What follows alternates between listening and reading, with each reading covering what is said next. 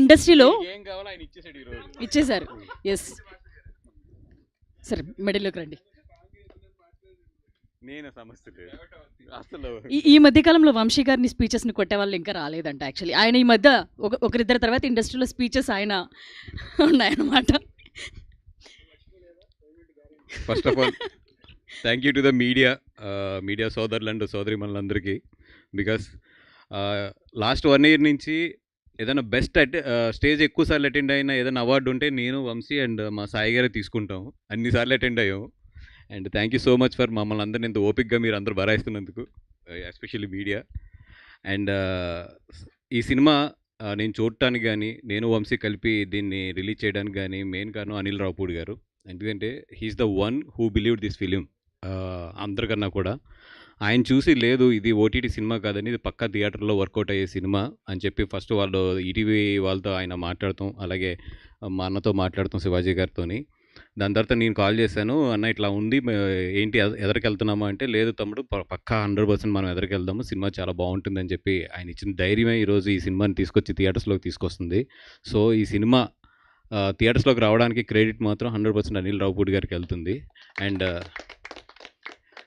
And cinema చూశానండి. శివాజీ గారు చాలా మంచి యాక్టర్. అంటే ఆయన ఫస్ట్ నుంచి ఆయన జర్నీ అందరికీ తెలిసిందే. అండ్ ఎంత కింద నుంచి ఆయన ఒక్కొక్కటి చేసుకుంటూ ఒక స్థాయికి వచ్చి ఎంత సక్సెస్ఫుల్గా ఇక్కడ కెరియర్ని రన్ చేసుకున్నారనేది. ఆఫ్టర్ దట్ 90s తర్వాత ఆయన ఇంకొక స్టెప్ ఎక్కారు కెరియర్లో. అంటే సెకండ్ ఇన్నింగ్స్ అని చెప్పొచ్చు 90s దగ్గర నుంచి. బికాస్ 90s కానీ తర్వాత వచ్చిన కోర్ట్ కానీ ఈ సినిమాలన్నీ కూడా ఆయన ఇంకో స్థాయికి తీసుకెళ్ళింది. ఆయన గురించి మనందరికీ తెలిసిందే. నిజంగా ఈ సినిమాలో నేను ఆయన కన్నా కూడా ఎక్కువ సర్ప్రైజ్ అయ్యానంటే లై గారి గురించి. అంటే ఆవిడ్ని చాలా క్యారెక్టర్స్లో చూసాము, చాలా సినిమాల్లో చూసాము, కానీ ఈ సినిమా అయితే ఇరగ్గొట్టి పడేసింది ఆవిడ.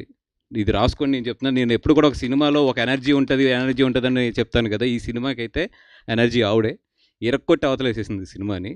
డెఫినెట్గా ఆవిడకైతే మాత్రం ఇంకా సినిమా చూసిన తర్వాత బయటకు వచ్చాక మాత్రం లై గారు బాగా గుర్తుంటారు అందరికీ. అండ్ వీళ్ళిద్దరు కాంబినేషన్ అయితే మాత్రం 100% మళ్ళీ మనం ఎంజాయ్ చేయబోతున్నాం. ఈ సినిమా అంటే ఎప్పుడు కూడా క్రైమ్ థ్రిల్లర్స్లో ఎక్కువ కూడా ఏంటంటే డార్క్ కామెడీ వైపు వెళ్తాం.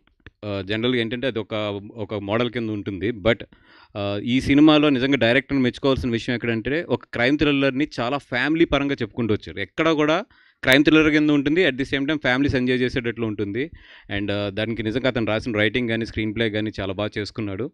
అండ్ ఈటీవీ ఉంటే దాని వెనకాలే Bunny Vasu and Vamsi Nandipati last 1 year నుంచి వెళ్తూ ఉన్నారు. ఫర్దర్గా కూడా మంచి జర్నీ కంటిన్యూ అవుతుంది అని చెప్పి కోరుకుంటున్నాం.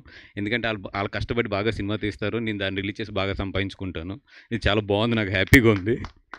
అలాగే మమ్మల్ని వదలకుండా ఈటీవీ జాగ్రత్తగా ఇలాగే 4 డబ్బులు ఇచ్చి చక్కగా మేము అందరం కూడా కొంచెం ఆస్తులు సంపాదించుకునేటట్లు కోఆపరేట్ చేయాలని చెప్పి కోరుకుంటూ, కోఆపరేట్ చేయాలి మరి